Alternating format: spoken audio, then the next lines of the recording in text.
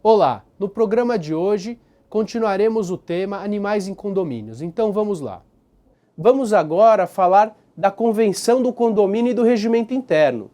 Nós temos muitas convenções e muitos regimentos internos que limitam algumas situações. A gente vai ver o que pode e o que não pode ser limitado. Então, a gente tem inclusive convenções que limitam a existência de animais dentro da unidade. Isso a gente acabou de ver que não pode. Se houver essa previsão na convenção, é nulo de pleno direito. A convenção do condomínio não tem valor, não vai produzir efeito contra terceiros. Por quê? Porque ela não pode contrariar o que diz a lei. Se a Constituição permite que você faça o exercício regular do seu direito de propriedade, a convenção não pode te impedir. Da mesma forma que a convenção não pode imputar regras que sejam vexatórias ou constrangedoras, como, por exemplo, te obrigar a carregar um animal no colo. Você tem que lutar por isso, tentar entender, porque é uma situação que não pode ser inserida.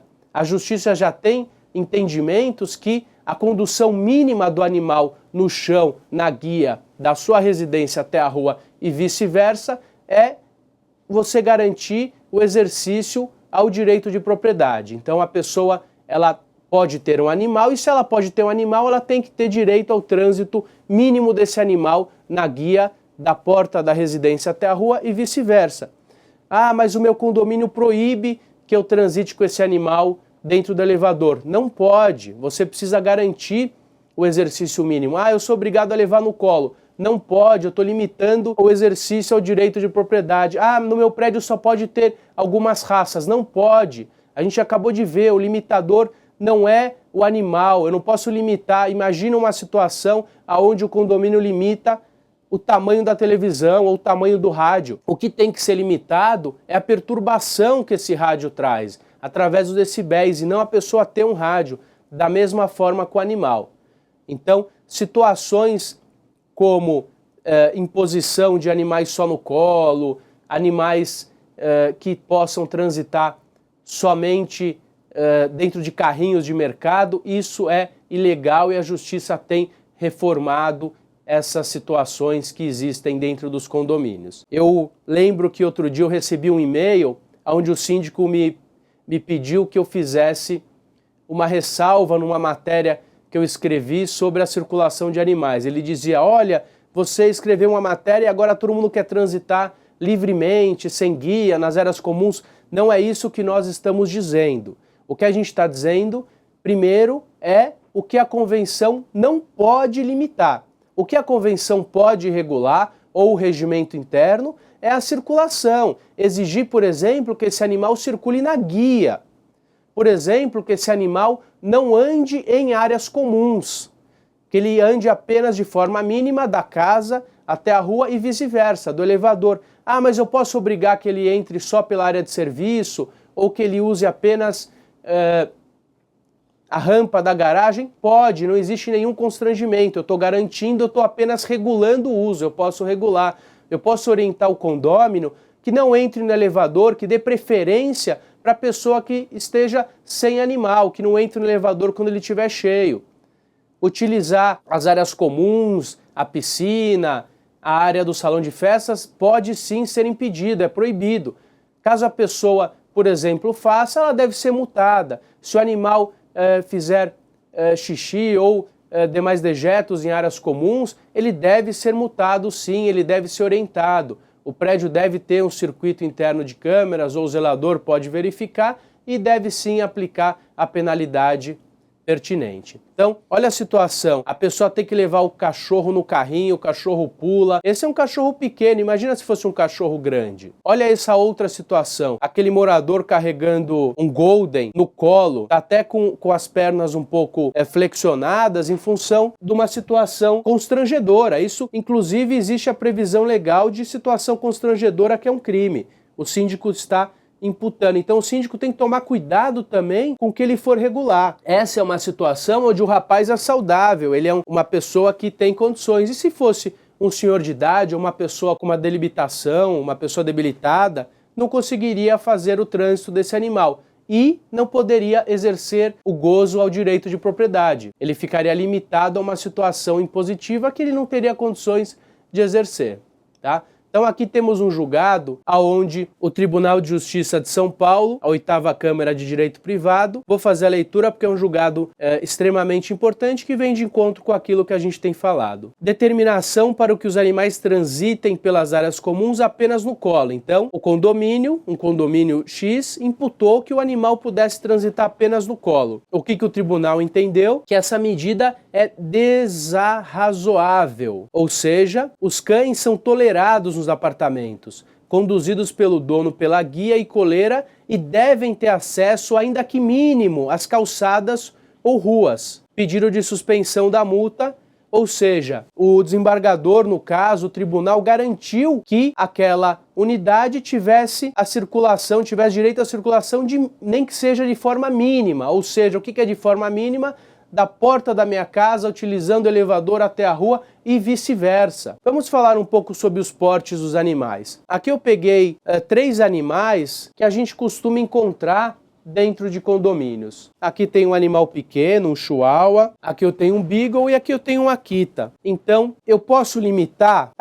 Essa é uma discussão que vem sendo abordada há muito pelos condomínios. A gente tem visto alguns condomínios que obrigam somente o trânsito de animais pequenos, então particularmente entendo que extrapolar o direito do prédio, seria a mesma coisa que eu imputar a TV só pode ter 40 polegadas ou só podem morar 5 pessoas na unidade, mas a gente ainda encontra algumas convenções que limitam apenas o animal pequeno, o que eu entendo como um erro.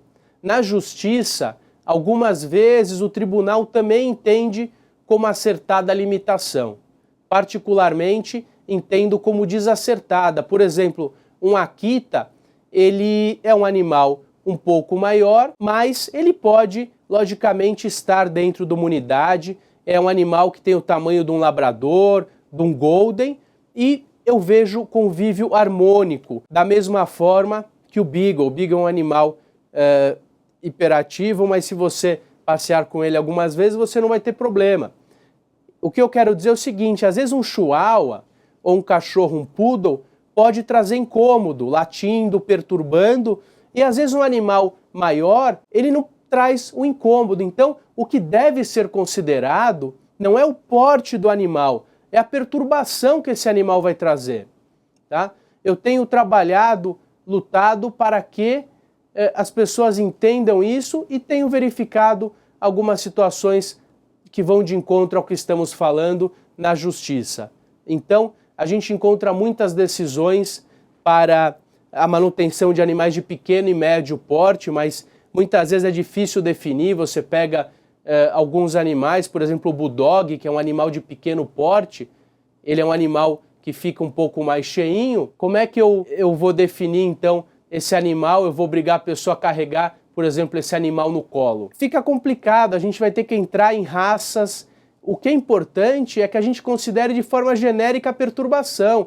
Nós temos em alguns prédios, alguns vira-latas grandes, que são extremamente mansos e que não causam qualquer perturbação, ok? Temos aqui um julgado onde o regulamento interno veda a manutenção de qualquer animal nos apartamentos. Lembrando que já falamos que isso é irregular, ilegal, ou seja, é nulo. Quando se trata de animais domésticos não prejudiciais, não se justifica a proibição constante no regulamento ou convenção, que não podem nem devem contrariar a tendência inata do homem de domesticar animais e de conviver com eles. Na hipótese, se trata de cachorro de médio porte, cujo temperamento brávio e eventual ataque foram desmedidos pela prova oral realizada nos autos. Apelada que parece de doença mental, sendo que o convívio com o animal de estimação contribui para o seu bem-estar. Ou seja, nesse caso houve uma situação onde foi mencionada inclusive a condição da pessoa, mas não precisava. Nós temos encontrado guarida no judiciário de situações onde a manutenção do animal de pequeno, médio porte e grande porte, ela pode ser feita. E o que deve ser considerado é a perturbação ao sossego, saúde, salubridade ou aos bons costumes. É a isso que nós devemos nos ater, ok? Então, apenas algumas situações que nós já trouxemos aqui, apenas para reforçar o conceito, o que pode ser feito, o que aquele condomínio pode exigir. Então, o condomínio pode exigir que o animal transite pelo elevador de serviço, no interior do prédio somente pelas áreas de serviço, sem que possa andar livremente no prédio. Proibir que ele circule nas áreas comuns, tais como piscina, playground, salão de festas. Exigir a carteira de vacinação para comprovar que o animal goza de boa saúde. Logicamente, se no município que você tiver existir uma lei municipal que assim exija. Circular dentro do prédio somente com a coleira, logicamente que a pessoa não pode deixar o animal solto.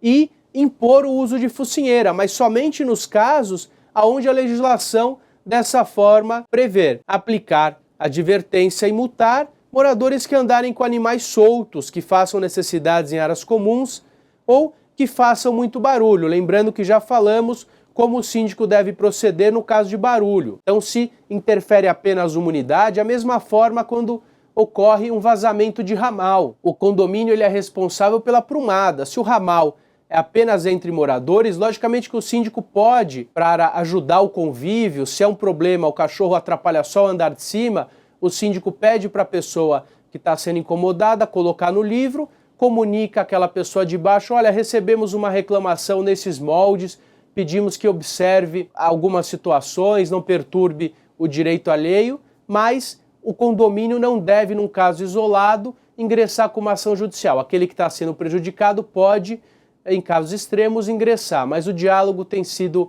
sempre o primeiro passo e tem resolvido grande parte dos problemas. Agora vamos ver o que o condomínio não pode fazer, o que o condomínio não pode limitar e que muitas vezes limita. Proibir a manutenção de animais em condomínio. Exigir que ele seja transportado apenas de focinheira, salvo para as raças que a lei permitir. Exigir que ele seja transportado somente no colo também. Impor tamanho ou raças de animais permitidos. Uma comparação esdrúxula é aquela que estamos fazendo com a televisão. Imagina se eu vou impor o tamanho da TV que o morador pode utilizar, ou se eu vou impor a marca que ela pode ter a televisão lá dentro. Obrigar a circulação no colo, acabei de falar. Limitar o número de animais, desde que não causem perturbação ao sossego, saúde e segurança. Então eu não posso chegar para alguém e falar que só pode ter um animal, 2, 3, da mesma forma que eu não posso impedir um pai de ter apenas 1, 2, 3 filhos. A gente não é obrigado a nada, senão em virtude da lei. Por exemplo, em São Paulo eu tenho uma legislação que limita o número de 10 animais por pessoas. Então, se houver a limitação no seu município, no seu estado, você pode sim prevalecer. Caso contrário, o que tem que ser considerado é a perturbação ao sossego, saúde, segurança ou aos bons costumes. Algumas pessoas, infelizmente, acumulam animais, seja em residências, em casas ou em apartamentos. Isso é considerado, inclusive, maus tratos e coloca em risco a vida desses animais e o sossego de um prédio como um todo. E, por fim, não garantir acesso da unidade até a rua de forma mínima. Isso também o prédio não pode fazer. Quantos animais nós acabamos de falar? Em São Paulo nós temos uma lei municipal que limita o número de 10 animais por residência, impõe multa, mas se isso extrapolar, a pessoa pode, inclusive, o condomínio ingressar em juízo. O dono do imóvel pode proibir que o inquilino tenha animais no apartamento, então existe uma situação extremamente diferente entre o condomínio, o que o condomínio pode estar em virtude da legislação, e uma outra situação, a relação do inquilino ela é exclusiva com o dono da unidade. Então aquele proprietário ele pode limitar o que ele quer dentro da unidade dele. O prédio não pode te impedir de ter um animal, mas o dono do apartamento ele pode escolher para quem locar. Eu prefiro locar para quem tem filhos ou para quem não tenha filhos, para quem tem cachorro ou para quem não tenha cachorro. O que não pode é que isso seja qualquer situação vexatória ou discriminatória. Eu não posso impedir que a pessoa loque em função de sexo, raça, cor, isso inclusive é crime, mas eu posso escolher quem vai residir dentro da minha unidade para quem eu vou locar, ok? Bom, por hoje é isso, chegamos ao fim de mais um programa, agradeço a audiência de todos e até semana que vem.